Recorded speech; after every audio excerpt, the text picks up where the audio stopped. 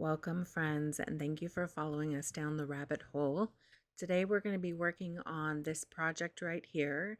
This is one of my favorite projects, one of my first projects. I hope you enjoy it.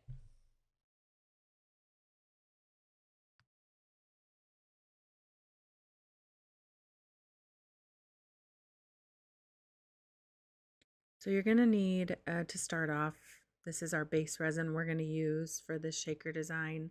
This is a really sturdy resin, and it's generally what I use for my shakers, just for the base anyways. Got our med cups, our stirring stick. This glitter is glitter that I find at Michael's. They normally have, it just gives me real Lisa Frank vibes, which I am totally here for. So we're going to take a little bit of this. I just eyeball it and pour some into my med cup. I do this because I don't like to have it go over the sides when I pour my resin in. If you put it on top of your resin and then you attempt to stir, it can be a little bit like your KitchenAid mixer and flour and go everywhere. So I put it at the bottom just so that when I pour it on top, it's easier to mix. Um, Again, 1-to-1 ratio for our resin. And for this shaker, it takes about 10 milliliters altogether. So I know I can do 5 milliliters of my A resin and 5 milliliters of my B resin. And then I'll have just enough to make this shaker base. I'm going to go ahead and fast forward through my stirring just because I don't make that as aesthetically pleasing as some YouTube creators or TikTok creators. I'll work on it though. We'll get there.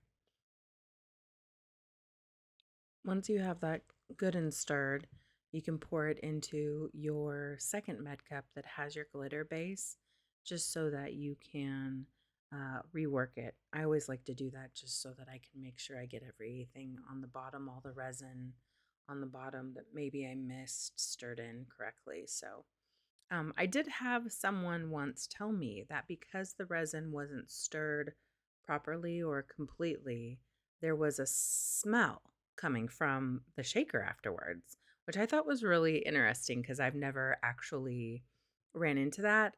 Maybe I'm so used to resin that I couldn't tell, but this person could definitely was just really susceptible to it and could smell it. So I always make sure that my resin is really stirred well now.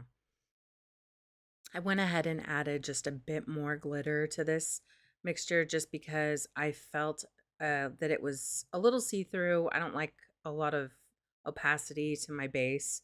I don't want to be able to see through it at all. So I had to add a little bit more in because I like a real thick base. We're ready to pour that into our mold. Remember to always make sure that you get any hairs, anything like that out using tape prior to pouring. Once we have everything in our mold, we're going to go ahead and you can either grab a clean stick or just use the one that you already have if it's not too messy. And what you're going to do is run that around the groove of your design. So just take that and kind of work it around. You're trying to dislodge any of the air bubbles that have formed with your pour. So you just want to make sure that you've dislodged all those bubbles. There's nothing that's going to show up in your end product. So we're just going to cover this and let it set for a good 48 hours, guys.